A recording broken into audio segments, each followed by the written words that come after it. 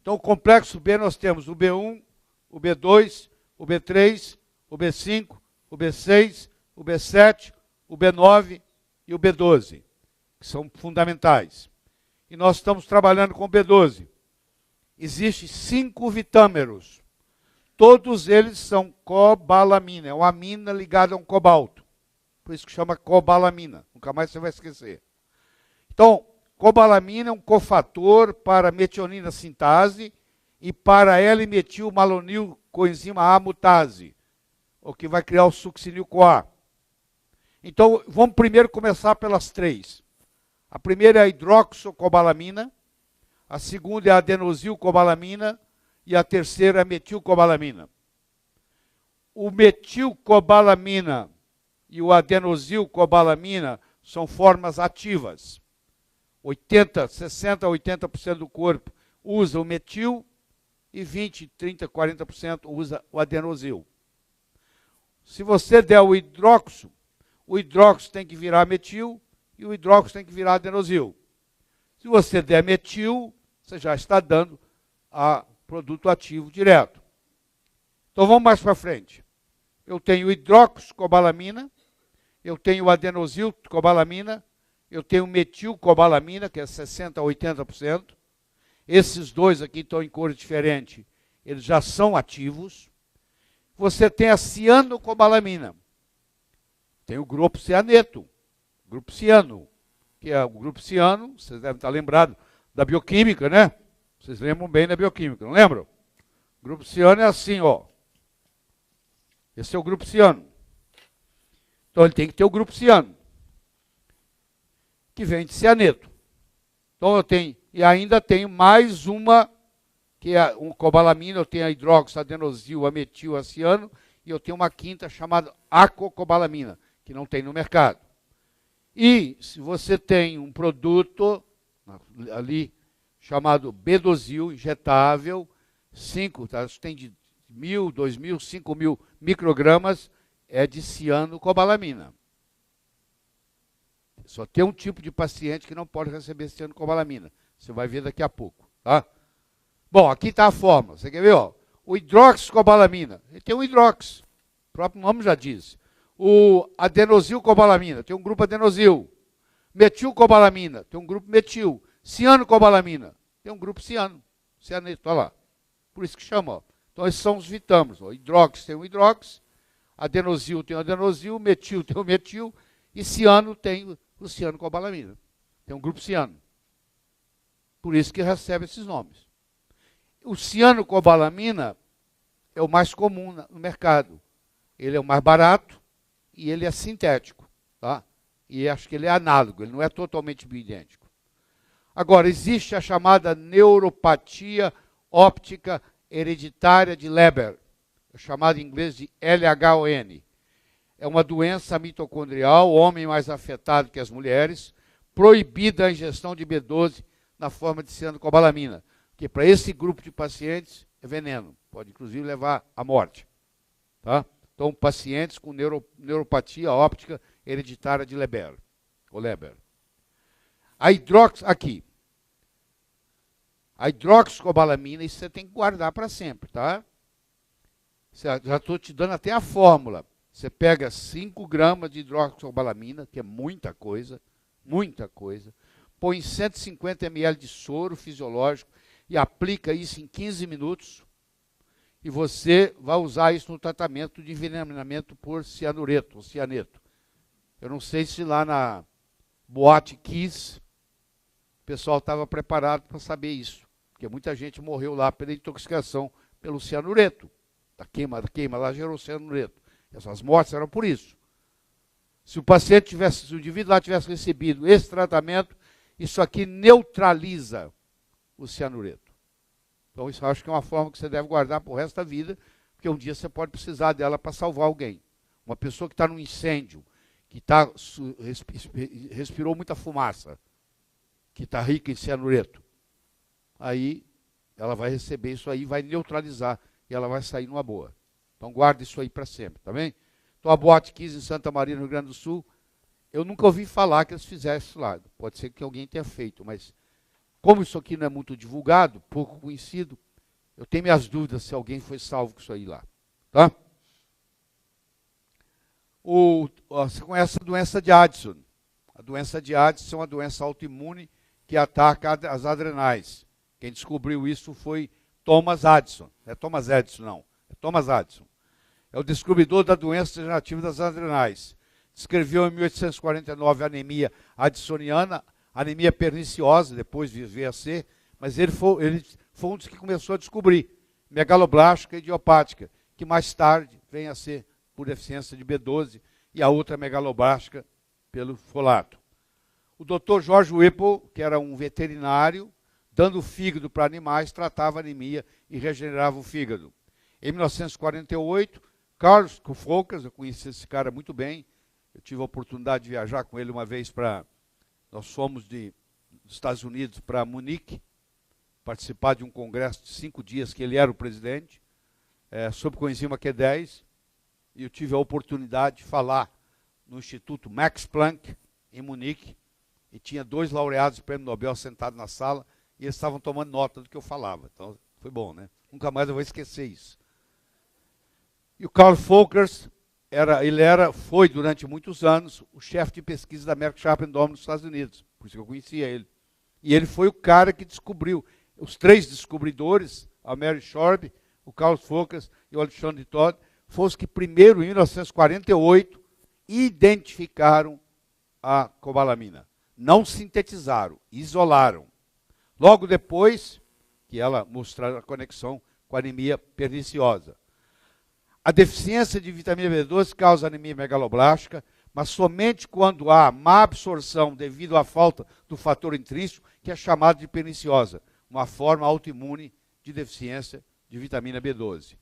Muitos pacientes sofrem lesões neurológicas década antes do hemograma mostrar os sinais.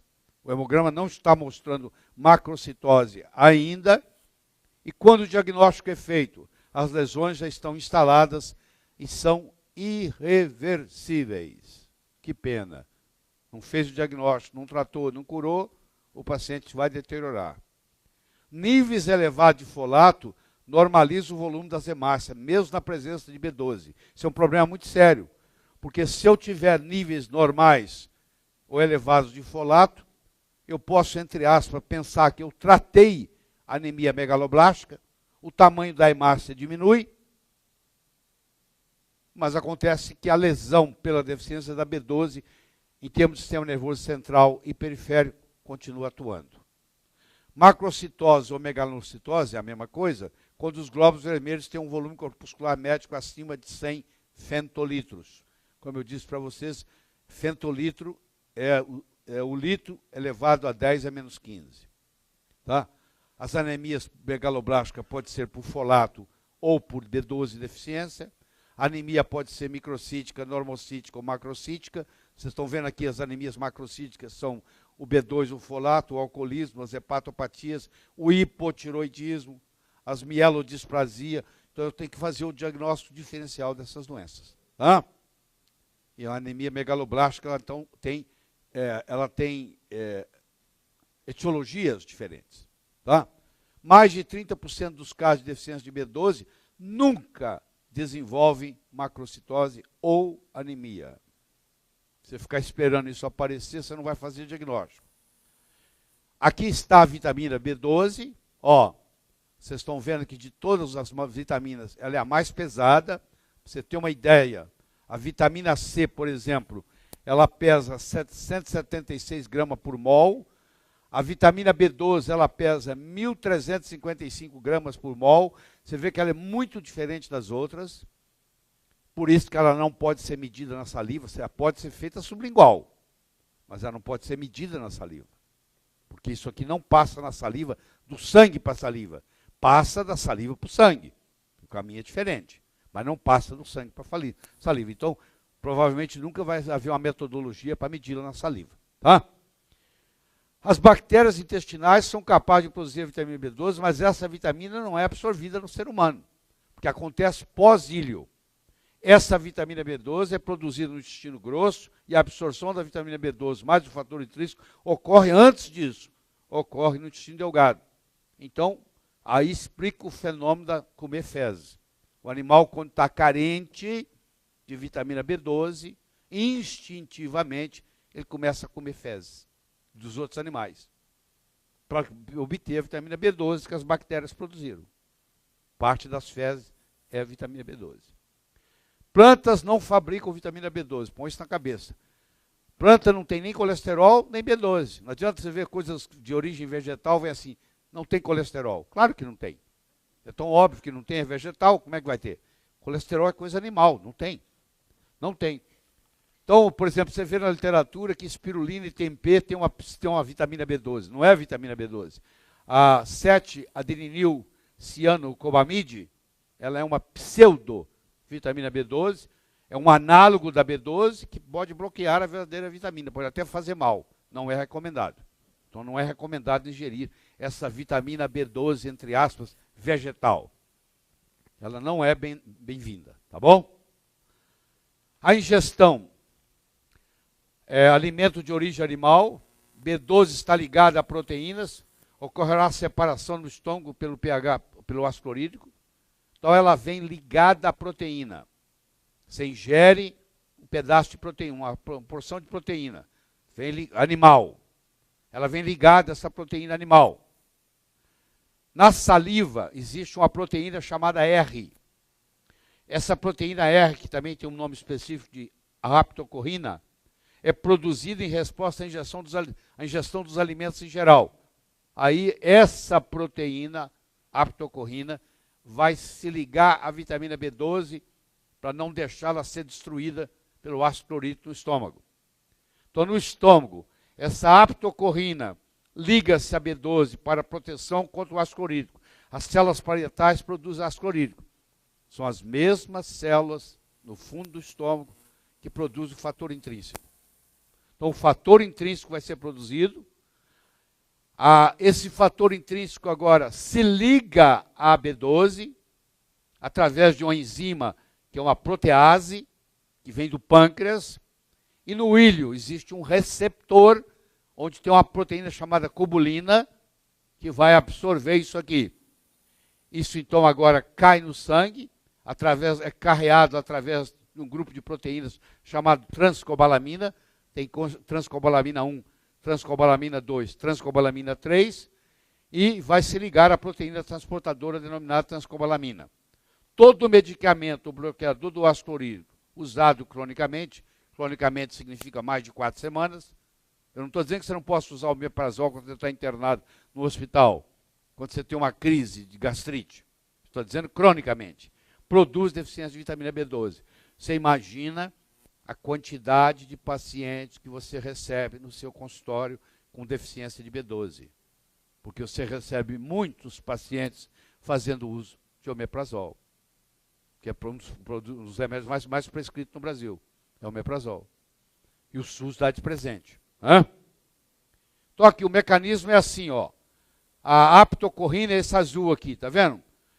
Você ingeriu o alimento tinha B12, aí você, deixa eu passar para projetar com verde, que é mais interessante para você acompanhar todo o raciocínio aqui. Espera aí.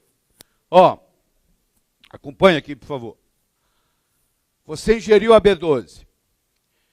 Esse aptocorrina aqui, que é uma proteína R chamada, esse azulzinho aqui, ele se liga a B12. Por que ele se liga a B12? Para proteger a B12, para ela não ser destruída pelo estômago. Aqui no fundo do estômago, existem as células parietais, que têm duas funções: produzir o ácido clorídrico e produzir o fator intrínseco. O fator intrínseco, tá? Ele vai se juntar aqui, ó. Ele vai se juntar a B12, tá? Esse fator intrínseco vai se juntar a B12 e que vai ser absorvido no ilho. Então esse fator intrínseco vai se absorver aqui. Está aqui o fator intrínseco, esse amarelinho aqui, ó. Ele vai se juntar a B12. A B12 está ali, ó. O amarelinho é o fator intrínseco. Eles se juntam. Existe um receptor que é a cobulina a nível do ilho, dos enterócitos do ilho. Ela se acumula, entra ali, passa para o sangue e aí vai cair nas transcobalamina, que vão transportar isso para o corpo inteiro, e o que sobrar será armazenado no fígado. Tá? Os níveis sanguíneos ideais seria 900 picogramas por ml. Você vai ver o mesmo problema que você vê com a vitamina D3. A grande maioria dos seus pacientes não tem isso. A maioria tem 200, 220, 250. Tá? A cianocobalamina é uma forma sintética de B12. Tá? Por isso que é mais barato. A hidroxo, aqui é um O, e a metilcobalamina são formas naturais da B12. Removendo parte do estômago ou do ilho, pode causar uma deficiência permanente de B12. Se a cirurgia bariátrica que seu paciente fez, tirou parte do estômago e tirou parte do intestino delgado, esse paciente agora tem cronicamente deficiência de B12. Ele vai ter que tomar uma injeção de B12 pelo menos uma vez por mês. Pelo menos. Para não ter doença. Por isso que eles vivem menos. Porque eles começam a ter deficiência de B12. Então a absorção da vitamina B12 é a B12 mais a proteína animal. Aí a pepsina separa a B12 da proteína e liga a aptocorrina, essa aptocorrina. O ácido clorídrico transforma o pepsinógeno em pepsina. As células parietais produzem um fator intrínseco chamado de FI, e produz o ácido clorídrico. A enzima pancreática protease liga a vitamina B2 ao fator intrínseco, que vai para o ilho, para uma proteína chamada cubulina. O ilho desse receptor passa para o sangue, leva para uma transcobalamina com a outra aptocorrina, que é a chamada transcobalamina 1, e a transcobalamina 2, que é onde está a maior parte da vitamina B12, está na transcobalamina 2. A anemia perniciosa é uma anemia megaloblástica causada pela deficiência de absorção da vitamina B12, porque existe um anticorpo contra o fator intrínseco. É o chamado anti-FI. Não pede na Unimed não, que eles vão te perturbar, tá bom? Tá bem? Os doutores Whipple, Minot e Murphy ganharam o Prêmio Nobel em 1934, cura da anemia perniciosa com a ingestão de meio fígado de boi por dia. Tá? A maioria dos casos de deficiência de B12 é por má absorção e não por problema dietético. Se você quer checar se tem má absorção, você faz o chamado teste de Schilling. É um teste que você dá a ingestão de B12 e você mede na urina, para ver o quanto que está saindo de B12 na urina. Se não estiver saindo nada, é porque não está absorvendo. Se deu a B12 e ela não chegou na urina, é porque ela não está sendo absorvida. Isso chama teste de Schilling, para ver o nível de absorção. Muitos pacientes deficientes de B12 ingerem a vitamina diariamente, mas não são capazes de absorvê-la. O problema não é a ingestão, o problema maior é a absorção. Então esses três indivíduos aqui, o que primeiro curou cachorros e os dois segundos que curaram gente, os três ganharam o Prêmio Nobel de Medicina em 1934 por identificar e curar a anemia perniciosa. Quanto maior o estresse, maior a demanda por B12. Então, se você está com um nível de estresse alto, você tem que aumentar a ingesta de B12. A cirurgia bariátrica, ela faz depressão de cálcio, depressão de ferro, depressão de tiamina, depressão de zinco, depressão de vitamina D e depressão de vitamina B12. Teoricamente, um paciente que se submeteu à cirurgia bariátrica devia de fazer suplementação com cálcio, com ferro, com tiamina, com zinco, com vitamina D3 e com vitamina B12. E o ferro aqui e a vitamina B12 têm que ser injetáveis, porque o ferro também tem problema de absorção depois da retirada parcial ou total do estômago. Então, a deficiência da vitamina B12 causa depressão, causa anemia, causa aumento da homocisteína, causa osteoporose, causa infertilidade, principalmente no homem, e causa aborto espontâneo. Entre outras patologias que nós vamos continuar discutindo. Então, o quadro é bastante sistêmico. Tremores, se chama de idiopático, não sabe a causa é deficiência de B12. Depressão, psicose maníaco, transtorno obsessivo compulsivo, psicose maníaco-depressivo, esquizofrenia, fadiga crônica, dores generalizadas, paralisias dos membros e doenças neurodegenerativas, Parkinson, Alzheimer, esclerose lateral amiotrófica, esclerose múltipla, contribui na etiologia e no diagnóstico diferencial. Se mimetiza. Deficiência de B12 pode comprometer o funcionamento de praticamente todas as áreas do corpo, todas as áreas do organismo. Então, mudanças mentais, paranoia, depressão, perda de memória, comportamento violento, distúrbios neurológicos, sinais de Parkinson, incontinência, tanto urinária quanto fecal, perda da visão, desmielinização, mini-strokes, transtorno, a isquemia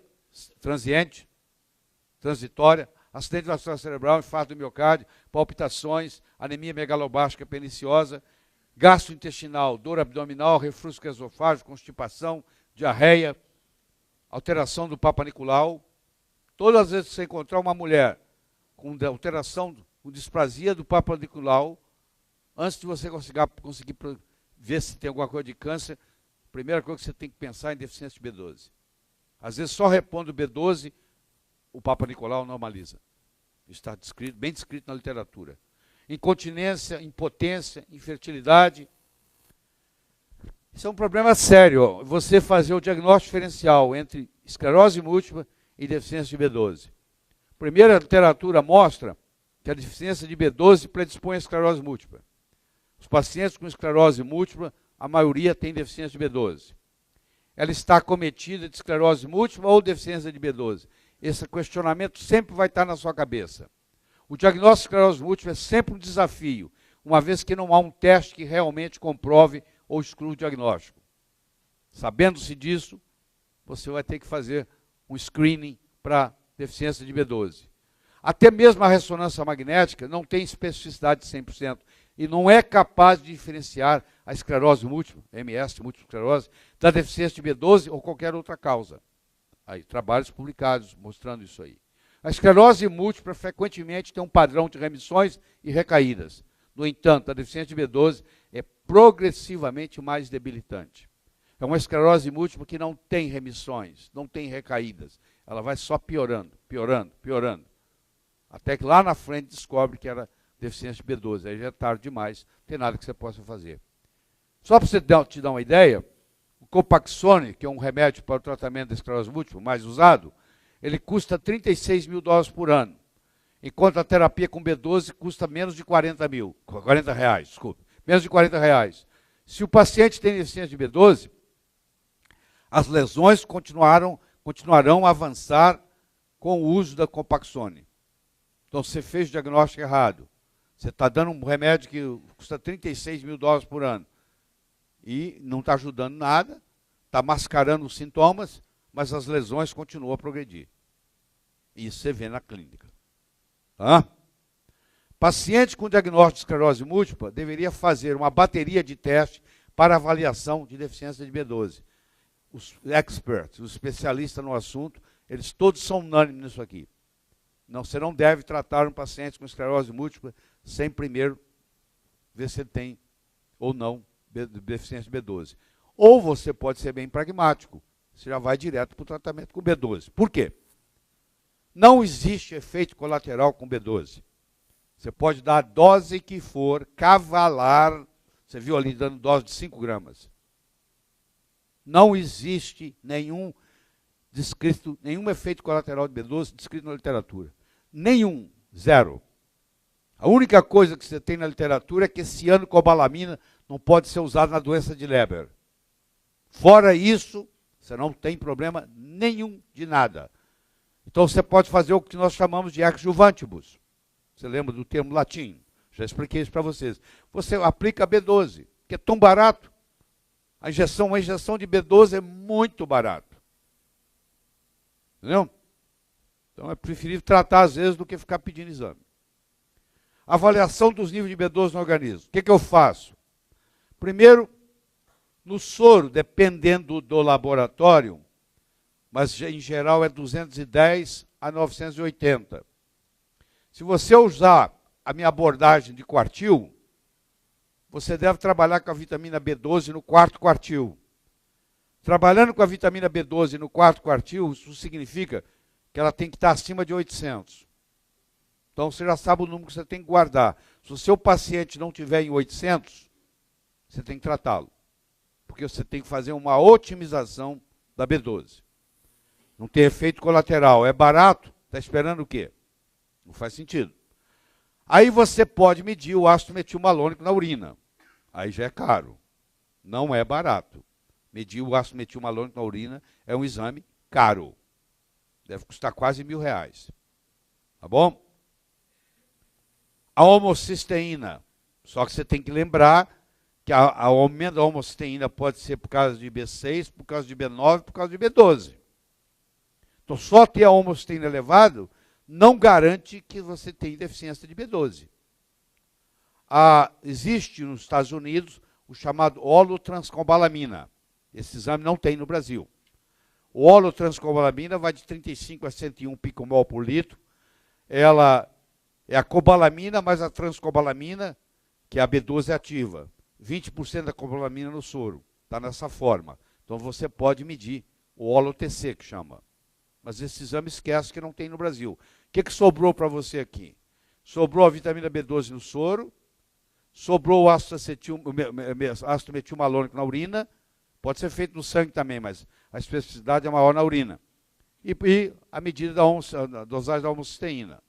Então eu tenho feito isso, é fácil diagnosticar, é fácil tratar e é fácil curar. E é barato. Muito barato para fazê-lo. Vitamina B12 é fundamental na formação da bainha de mielina. As pesquisas têm mostrado que o organismo requer níveis normais ou mesmo maiores que normais para reverter a lesão mielínica causada pela esclerose múltipla. Deixa eu fazer um parênteses aqui. Você vai receber uma crítica assim, ó. A crítica vem assim. Você está usando a vitamina B12 em doses superfisiológicas. Estou fazendo isso de propósito. Quando eu uso um nutriente em doses superfisiológicas, eu estou usando o nutriente como nutracêutico. O que é um nutracêutico? É um nutriente ser usado em doses superfisiológicas.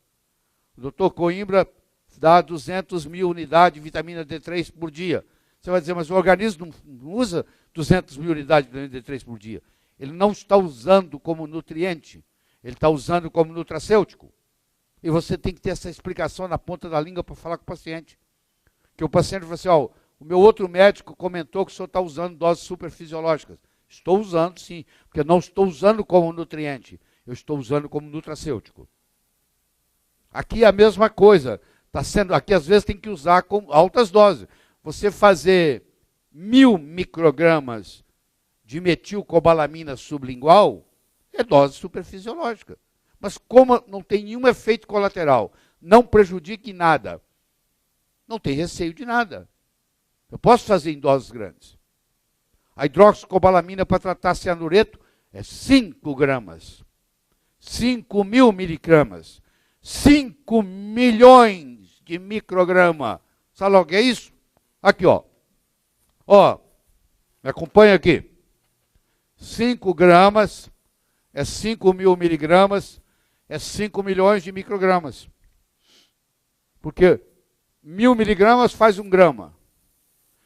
1.000 microgramas faz 1 miligrama. Então eu estou usando 5 milhões de microgramas. Se você for na Bela, eles vão dizer para você que o uso diário da vitamina B12 deve ser, acho que 31 microgramas. Estamos trabalhando com doses superfisiológicas, mas é isso mesmo. Tá? Bom? Deficiência de vitamina B12 não diagnosticada ou tratada leva a uma degeneração combinada subaguda da medula espinhal e mais os nervos periféricos, mais o cérebro e mais o nervo óptico. Isso tem um nome, ó.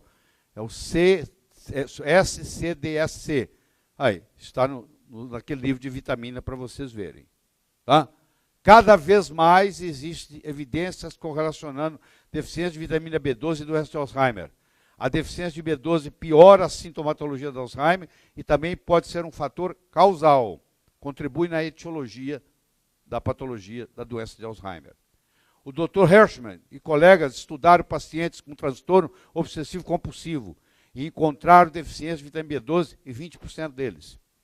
Em outros 30% ou 50% é ômega 3, deficiência de DHA. Principal causa de transtorno obsessivo-compulsivo é deficiência de DHA. Você combina o DHA com a vitamina B12, você vai tratar 80% dos seus pacientes com transtorno obsessivo-compulsivo. Isso é um problema sério. Eu recebi um telefonema antes de ontem, de uma farmacêutica lá de Belém, que o filho com 9 anos está com transtorno obsessivo-compulsivo sério e não consegue fazer nada. Eu passei para ela a combinação de DHA com vitamina B12. E eu tenho certeza que ele vai melhorar. E escutar a neuroacústica. Faz 3 coisas. Escutar a neuroacústica, fazer DHA da Naturalis. Eu falo que é a Naturalis, que é a única empresa que você pode confiar em DHA aqui, e fazer a vitamina B12. A deficiência de B12 em crianças causa sintomas que se parecem com autismo. E o resultado com B12 tem sido surpreendente. Esse indivíduo aqui publica. O Dr. Arnold Brenner, que é essa segunda aqui, nos seus estudos com B12 injetável, conseguiu mudanças substanciais no comportamento autístico. Tem alguns pacientes com autismo que têm como base também a deficiência da B12. Indivíduos deficientes em B12 são mais vulneráveis a reações adversas no processo de imunização. O que quer dizer isso? A vacina não funciona. Ele vai fazer uma vacina e os anticorpos não sobem no sangue. É como se ele não tivesse recebido. Ele só fica com os efeitos colaterais da vacina. Os benefícios ele não recebeu, porque ele tem deficiência de B12. E eles mostram que quando você faz a B12, antes de fazer a vacina, o resultado da elevação de anticorpos é muito maior. Então, para você, o sistema de imunização é B12 dependente. Esse é o mensagem que você tem que levar. Se você é um idoso tomando uma vacina contra a pneumonia e deficiente de B12, a imunização não irá funcionar em todo o seu potencial. Não haverá aumento de anticorpos. E você agora vai ficar só com os problemas colaterais da vacina, que é o mercúrio, que vai aumentar no seu corpo. Você só ficou com prejuízo. O lucro não veio, porque você tinha deficiência de B12. E a maioria dos pacientes com B12 são pacientes idosos, com deficiência de B12. São pacientes idosos, por causa do estômago. E o estômago vai perdendo a sua capacidade de produzir fator intrínseco. Deficiência de B12 aumenta o risco para qualquer ato cirúrgico, principalmente quando o anestésico for o óxido nitroso. Ontem eu estava conversando liguei para o Augusto, a gente estava trocando ideia. Aí, Augusto, eu fiz um estudo sobre a história, vou contar para aqui agora. Esse indivíduo aqui, o nome dele era Horace Wells. Horace Wells era um dentista que em 1840, ele, assistindo num circo, um número de circo, ele percebeu que um dos participantes, que se chamava Samuel Cooley, ele estava no processo de cheirar o gás hilariante, que era muito usado no circo, que é o óxido nitroso. Esse aqui, ó. Esse aqui, ó. Aquele que muda a voz, que faz você ficar rindo, etc. e tal, que enche balão. Óxido nitroso. Aí esse palhaço bateu com a perna na quina de uma cadeira, machucou, estava sangrando, ele não estava nem aí, ele não estava sentindo dor nenhuma. Então esse dentista, Horace Wells, levou aquilo em consideração. Então ele pegou esse óxido nitroso e começou a usar nos seus pacientes. E começou a extrair dentes sem dor. Começou a extrair dentes sem dor. Aí ele pegou confiança, ele foi para os médicos e contou para os médicos, ó, nós podemos anestesiar. Aí eles prepararam um lugar para ele dar a demonstração e foi um fiasco. Porque ele não deu óxido nitroso apropriadamente. Na hora que foi operar o paciente começou a gritar de dor, eles derromperam tudo e ele perdeu toda a credibilidade dele. Ele tinha um amigo, que até tinha sido sócio dele, que é esse aqui, que era o William Thomas Green Morton, que foi até parceiro dele, na realidade foi até aluno dele. O Thomas Green Morton foi aluno dele. E aí o Thomas Green-Morton assistiu essa cena onde ele foi ridicularizado em público. E ao invés de usar o óxido nitroso, ele começou a usar o éter sulfúrico. E depois ele evoluiu para o cloroforme. E ele conseguiu um resultado muito interessante. Esse indivíduo aqui foi colocado no ostracismo.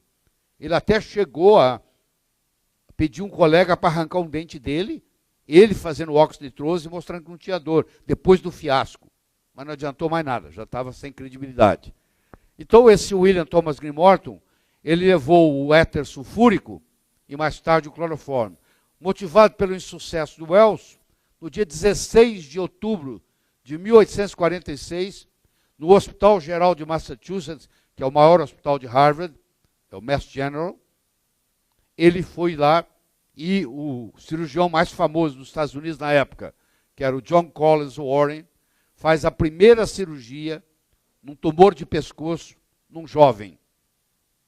Tinha 17 anos o menino, o rapaz. E aí, com sucesso.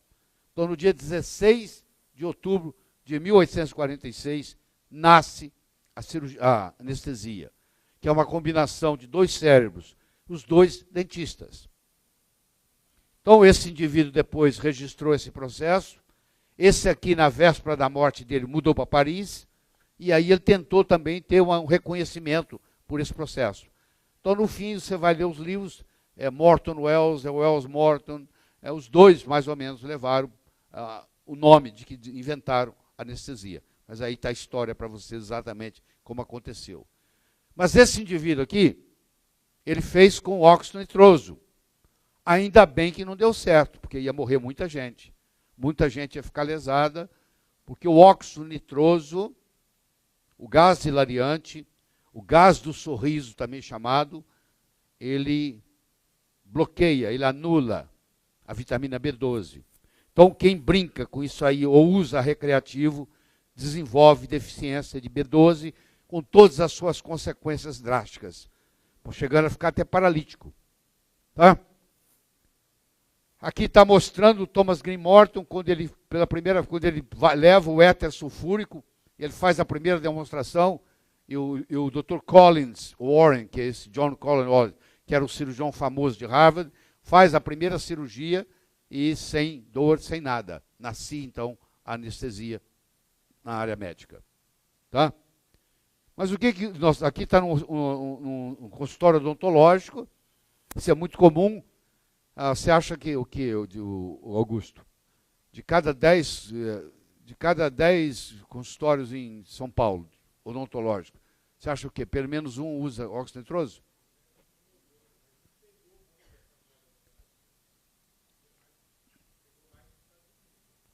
Pois é, então, você já sabe, você vai ver esse dentista, ele está doente. Porque se ele cheira o óxido nitroso o dia inteiro, ele também tem deficiência de B12. Você já viu colegas trabalhar com isso? Hein? Ninguém trabalha. Pois é, o óxido nitroso é o gás do riso, o gás hilariante, é um inativador da vitamina B12. Se houver deficiência de B12, o uso de óxido nitroso para um simples procedimento dental pode ser perigoso e até mesmo mortal. Tem casos de descrição de morte por causa disso. Tá? Porque o óxido nitroso, ele pega o cobalto e ele oxida o cobalto. Esse é o grande problema. Então, o nitrogênio e o oxigênio. Você tem o óxido nítrico, você tem o óxido nitroso e você tem o dióxido de nitrogênio, com propriedades totalmente diferentes. É aquilo que eu coloquei ali no flip chart. Se o anestesista, o médico ou o dentista vai usar óxido nitroso, faz necessário a exclusão da deficiência de B12. Porque senão vai ter problemas. Aqui, mielopatia, tá? E os pacientes com deficiência de B12, tem gente que não anda nunca mais, fica paralítico. E é importante você, como médico, saber disso. E não se pode usar óxido nitroso para anestesiar, nem para brincar, né? Aqui, ó. É uma droga recreativa. Tem gente que faz uso disso. Está doente e não sabe. Com deficiência de B12. A deficiência de B12 reduz a contagem e a motilidade do esperma, levando a um problema de infertilidade masculina. Então, quem tem no espermograma dificuldade, contagem e motilidade de esperma diminuída, vai se beneficiar com a suplementação com B12 e vai melhorar a infertilidade. A deficiência de B12 é uma causa muito mais comum de aborto espontâneo que a maioria dos médicos pensa. É uma mais das causas. Uma das causas é deficiência de progesterona, a outra causa é deficiência de metilfolato e a outra causa é deficiência de B12. Hã? Vitamina B12, câncer, sistema imune e doença autoimune. Metilfolato, colina e B12 tem sido comprovado que podem prevenir câncer não só em animais, como também em seres humanos. Os médicos, em geral, subestimam o papel da deficiência da B12 nas doenças mentais, esquizofrenia, depressão, transtorno obsessivo-compulsivo, psicoses, as mais variadas, lesão cerebral e autismo na infância, desencadeado por deficiência de B12, é uma epidemia ignorada pelo sistema de saúde. Você nunca conversou com um colega que falasse isso para você, que está relacionado com autismo, que está relacionado com lesão cerebral, etc. A boa notícia é se diagnosticado no seu início, é a mais simples doença de ser tratada e curada. Tá? Quem tem risco para deficiência de B12? Os veganos, os vegetarianos, com exceção do chamado óvulo-lacto-vegetarianos. O que é o óvulo-lacto? Eles ingerem leite e ovo. Isso já não tem, porque o ovo é rico em vitamina B12. Mais uma razão para você ingerir ovo. Pessoas com mais de 60 anos, por causa da gastrite atrófica. Cirurgia gastrointestinal, onde você tem, e a síndrome, essa síndrome que não consegue nem pronunciar o nome, falta o fator intrínseco.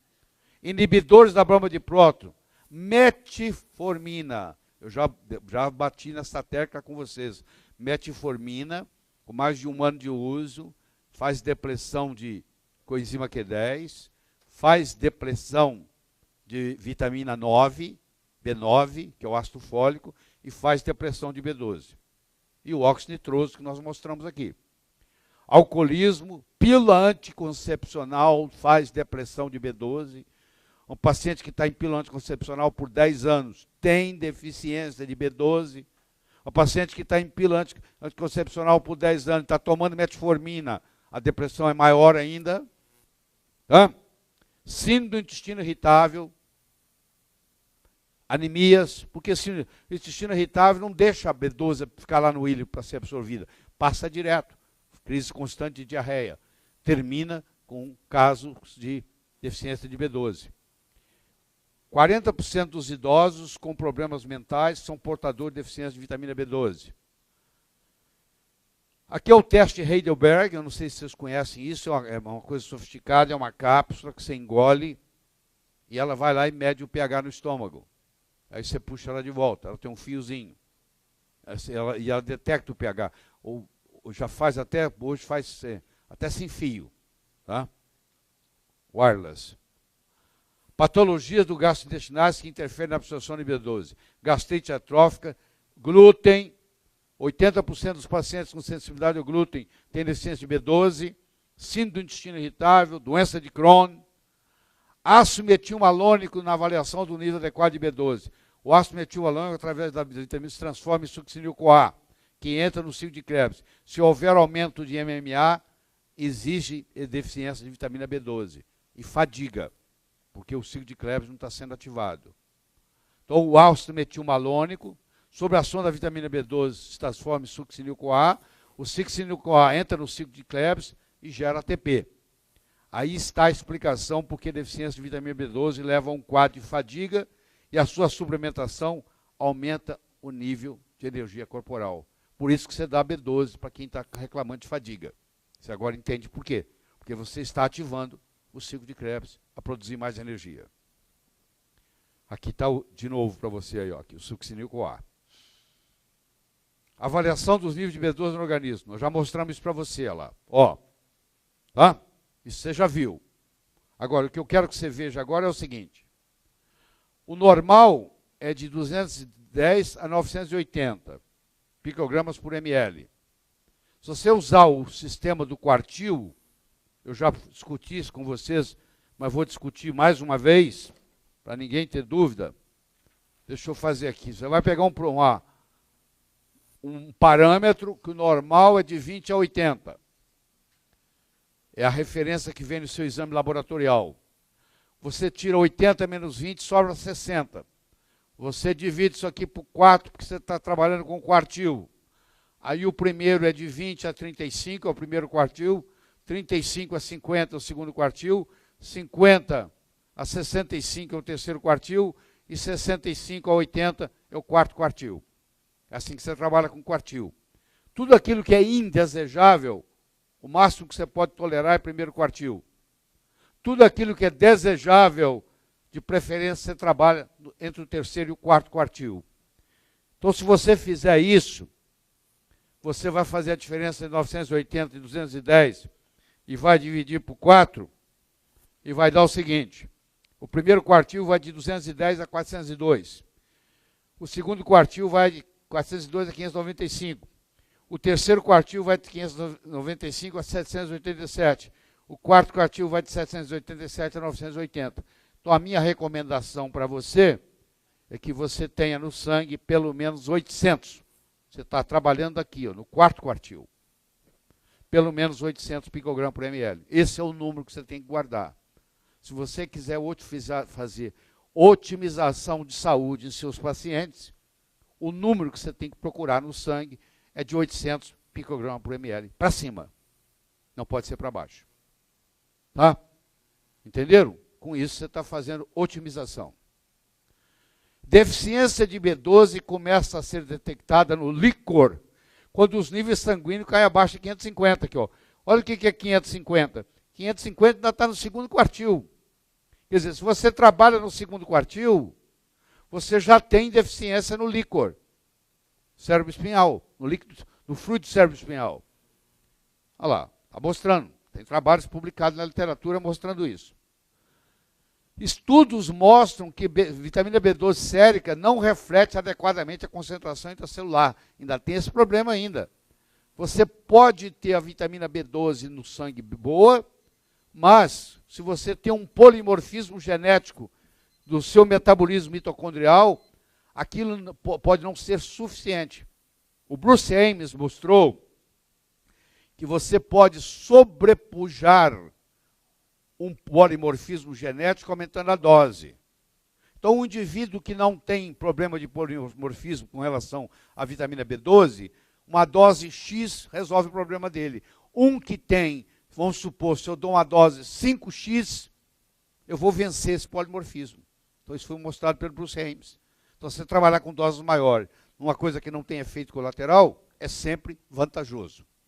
Muitos pacientes com deficiência de B12 têm níveis normais de B12 no sangue, porque tem polimorfismo, uma mitocondriopatia de qualquer causa. Metformina é uma das causas de deficiência de vitamina B12, porque ela bloqueia a absorção. Então é importante você saber isso. O paciente que está fazendo uso de metformina a longo prazo já tem deficiência de B12. Também impede a absorção de B12, bloqueadores ácidos, estatinas, anticonvulsivantes e nicotina. Quem fuma também tem predisposição à deficiência de B12. Em geral, dieta vegetariana, principalmente vegana, leva a uma deficiência de B12. Nós já discutimos isso. A metionina, você viu que ela vira homocisteína, que a homocisteína volta a ser metionina. Como é que metionina vira homocisteína? Tira o radical metil. A homocisteína é a metionina desmetilada. Eu tirei o metil. O que eu faço com a homocisteína? Eu faço uma remetilação. O que é a metionina? É a homocisteína com metil. Eu faço. E para fazer isso, eu preciso da B12, eu preciso da B9 e eu preciso do metileno tetraído folato redutase. Eu posso ter um polimorfismo em um dos três, ou nos três, ou o que for. E o outro caminho que ela segue é a transsulfuração, que vai formar a cisteína, que aí já entra a importância da B6. E isso aqui finalmente vai virar o mais potente antioxidante que nós temos no corpo, que é a glutationa, que é formada de glicina, cisteína e ácido glucurônico. Não, hein? Glutâmico, desculpa, glutâmico. Deixa eu pular isso aqui, porque isso aqui já foi falado, é a mesma coisa. só de uma forma diferente. O MSM, que é o metilsulfonilmetano, é um suplemento muito útil para pacientes com defeito de metilação. Você já usa isso aí, excelente para cefaleias crônicas, para dores generalizadas e etc. O aumento da homocisteína leva à trombogênese, leva à disfunção endotelial e leva à peroxidação lipídica. Por isso está relacionado com acidente vascular cerebral, com morte súbita, com infarto do miocárdio, muito mais importante do que os níveis de colesterol. A B12, ela também contribui na produção do SAMe, que vai contribuir na produção da mielina. Então, deficiência de B12 pode ser causa de demência, depressão, mania, declínio cognitivo, neuropatia periférica, psicose e estados esquizofrênicos. Quantos casos desses aparecem no seu consultório e você não sabe de onde veio? A metilação, ela abole a expressão gêmica, ela silencia o gene, ela ajuda no reparo do DNA, ela faz a regulação da função proteica e ela interfere no metabolismo do RNA mensageiro. Então ela é importante. Então, estar submetilado é um problema. Nós já vimos isso. Por que a indústria alimentícia usa a vitamina sintética? Por que ela usa a vitamina E? Como é que eu sei se eu vou comprar uma vitamina E ali na esquina? Como é que eu sei se ela é sintética ou natural? Se ela for DL, ela é sintética. Se ela for D, ela é natural. Se ela for L, ela é natural. Se ela for DL, é assim que eu fico sabendo, que ela é sintética. Você vai enriquecer o leite com vitamina D. Você compra o leite ali no supermercado enriquecido com vitamina D. Aquele D é o D2, não é o D3. É o ergocalciferol, não é o colecalciferol que você quer. Por isso que não vale muito. A mesma coisa acontece com os alimentos enriquecidos com vitamina B12. Eles são enriquecidos com a vitamina sintética, que é a cianocobalamina, que também não se pode se comparar com a metil, com a adenosil, com a hidroxicobalamina. Tá? A literatura é rica em isso, mostrando que o tratamento de escolha para tratar bursite é a hidroxicobalamina injetável. Só que você tem que fazer 1 miligrama intramuscular diariamente por 30 dias. Após isso, uma injeção 2 vezes por semana por mais 6 meses. E a manutenção pode ser uma injeção 1 vez por semana. E nunca mais a pessoa volta a ter esses quadros de bursite que ninguém resolve. Aqui está a solução para você. Agora você achou a solução. Tá. A asma também, às vezes, é por deficiência de B12. Aqui está o tratamento completo para você fazer. Tira o leite, tira o trigo, dá ácido clorídrico, dá iodo e dá pepsina. E o paciente não tem mais asma. Aqui está mostrando que a melhora da asma com a aplicação de B12 é idade dependente. Quanto mais jovem é a pessoa, maior a resposta de cortar a predisposição à asma usando vitamina B12. À medida que os anos passam, o resultado vai diminuindo. Tá? Aqui chega a quase 100%, ó, entre 10 e 20 anos, e quando você já está aqui, já está em 15, 20% só, com 60, 80 anos. E o acne rosácea, quando você vê uma paciente desse tipo, você sabe que ela tem hipocloridria ou acloridria. Se ela tem hipocloridria ou acloridria, você já sabe que ela tem deficiência de B12. Então, um paciente que apresenta no seu consultório com rosácea é uma dica indireta de que essa paciente tem deficiência de B12. Tá? E aqui está o tratamento do acne rosácea, é a vitamina B6, B12, é o magnésio e a curcumina, é tirar o leite e o trigo, é o ácido clorídrico e a pepsina. É a mesma, por isso que eu quero chegar. As doenças se manifestam de forma diferente, mas a base pode ser a mesma. É isso que é a mensagem que eu estou querendo passar. É o denominador comum, é lá que você tem que ir. Por isso ficar classificando doença não faz muita diferença. Dependendo do sistema da HLA.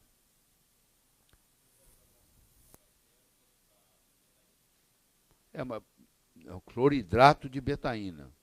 Uma coisa é uma coisa, outra coisa é outra coisa. Betaína é uma coisa. Betaína é a trimetilglicina. Você tem a colina, que é a tetrametilglicina. Você tem a betaína, que é a trimetilglicina. Você tem o ácido pangâmico, que é a dimetilglicina, ou vitamina B15. Que você perguntou. Você perguntou 17. Entendeu? Agora, cloridrato de betaína é o ácido clorídrico dado na forma betaínica. para não causar problema. Tá bom? Bom, caberia uma outra aula sobre a niacina. Mas não vai ser hoje. Mas eu quero que você saiba que também tem muito... Por exemplo, o doutor, esse médico aqui, o Abraham Hofer, era um psiquiatra canadense, ele dedicou a vida dele toda à niacina. Escreveu um livro mostrando que ele cura. Ele tinha casos e mais casos de esquizofrenia curados com niacina. Então, um dia nós vamos, se tiver tempo, nós vamos fazer uma aula, uma manhã, só sobre vitamina B3. Mas a minha experiência é a seguinte, quando eu apresento isso aqui, que eu, inclusive tem um DVD sobre isso, já aí disponível para vocês há muito tempo, é um abrir de olhos para vocês. Muitos de vocês fazem uma rápida, porque, poxa, eu não tinha noção do quanto que uma deficiência de vitamina B12 pode estar prejudicando o meu paciente. E no momento que você fica sabendo disso, a sua responsabilidade aumenta muito. Porque muitos pacientes que vão no seu consultório, você não está se dando conta que eles estão com deficiência. Então a minha sugestão é a seguinte, já que é uma coisa barata, já que é uma coisa que não tem efeito colateral nenhum, zero, na dúvida, suplemente. Eu faço em mim mesmo, de tempos em tempos, suplementação com vitamina B12. Entendeu? Mesmo sabendo que eu não tenho deficiência, mas faço para manter o meu cérebro bem jovem. Entendeu? Então, leva esse conceito para vocês. E vocês que estão fatigados, tem muita gente aqui que viaja, etc., está com fadiga, você vai ver o seguinte, você começa a fazer B12, o seu nível de energia muda. Isso é garantido, está em toda a literatura descrito isso. Certo? Leva lá. Vou atender 3 perguntas e nós vamos para o intervalo, tá? Vamos lá. Eu tive um caso no consultório que me intrigou muito de uma paciente já idosa, por volta dos 80 anos, com uma hipervitaminose B12, e assim, de mais de 2.000, e uma paciente que vinha com histórico... Ela, na verdade, ela foi para ganho de massa, sarcopenia. Não veio por conta de investigar nada, porque ela já estava acompanhando com endócrino, mas ela ia para a UTI repetidamente por um quadro confusional, foi descoberta uma hiponatremia, e aí quando eu fui dosar um monte de hormônio, veio um ACTH alterado, TSH alterado, veio, enfim, todos os hormônios hipofisários em níveis suprafisiológicos, assim. Então, aí a endócrino estava investigando se era um tumor e tudo mais. E veio essa B12 muito alta. Aí eu fui pesquisar, e aí achei que alguns locais falavam que podia ser um biomarcador de câncer. Você sabe se tem alguma relação disso? Porque ela quase não come. Entendeu? Eu acho que não tem nada a ver com essa B12 alta, não tem nada a ver com nada. Não, eu acho que não tem nada a ver com nada. O que você porque eu fiz uma pesquisa, essa semana eu estudei B12 todos os dias. Porque eu estava preparando essa aula, preparando essa aqui, eu sou muito cuidadoso no que eu falo. Eu não encontrei nenhum efeito colateral, a não ser a cianocobalamina na doença de Leber, eu não encontrei nada. Pode dar doses cavalares, tem gente que, você sabe que tem louco para tudo, tem gente que tomava B12 5, 6 vezes por dia durante anos e nunca apresentou nada. Então, você pode ficar tranquilo. O senhor falou que os anticonvulsivantes baixam vitamina B12. Sim. A gente vê, na prática, quer dizer, pacientes que vêm de outros colegas que tomam antidepressivo durante 3, 4, 5 anos. O senhor leu alguma coisa na literatura, o uso crônico de antidepressivos, inibidores de captação de serotonina, baixar B12 também? Eu acredito que também possa baixar, mas na literatura eu não achei, não. Porque, assim, empiricamente, a gente fazendo o trio, eles melhoram muito. Né? E a outra coisa que eu queria colocar é o seguinte, em Piracicaba tem feito, no Instituto de Medicina Hiperbárica, o trio da metilação, mais sessões de hiperbárica em pacientes com autismo, em crianças com autismo, patrocinado pelo Unicamp, e as crianças têm melhorado bastante. Eu acredito, sim, melhora sim, não tenha dúvida. Na literatura mostra que tem pacientes com autismo que a predominância é a deficiência de B12. Quando eles corrigem a B12, até mostrei aí, há uma melhora no comportamento absurda. Surpreendente é a palavra que eles usam. Tá? Obrigado. Tá. Você pode dosar o metilmalônico no sangue ou na urina. Os estudos mostram que se você dosar na urina, a especificidade é maior. É mais precisão, tem mais acurácia, é o nome certo. Tem mais acurácia do que no sangue. Mas eu vi lá, o preço é bem caro, não sei dá mais ou menos uns quase R$1.000 o exame. É isso que você está perguntando? Os números eu não estou a par aqui, não tenho para te responder. Tá? Não tenho para te responder. Alguém sabe aí quais os níveis máximos permitidos do metilmalônico na urina? Não, ninguém. Foi útil? Tá bom. Então começa. Agora você vai começar a achar. Quem procura, acha. Você não sabia, não procurava. Agora que você sabe, você começa a encontrar e você vai ajudar muito os seus pacientes.